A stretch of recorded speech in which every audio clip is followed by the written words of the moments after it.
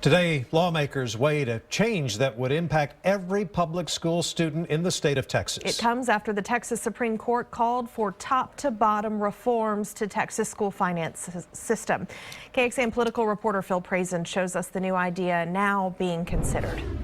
Right now, school districts get paid based on how many students and what type of students go to their schools. But there's a push to try and change that and get rid of our current system and pay for schools based on STAAR test results and graduation rates. I need to just give a word of caution. The assistant superintendent for Lake Travis ISD doesn't come to the Capitol much, but Johnny Hill came to testify before lawmakers to say his schools perform well, and he doesn't want the state getting in the way. You know, the flexibility to operate and use those monies wisely. We feel like we already are doing that. But Senator Paul Bettencourt wants the days of paying for schools based purely on attendance to be a thing of the past. We're in a 21st century environment now, so we need to be looking at 21st century tools.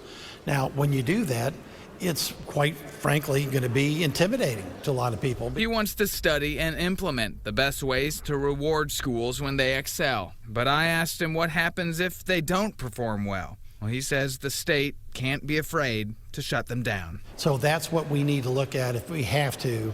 But, you know, there's a lot of carrots you can get there before you have to use the big stick.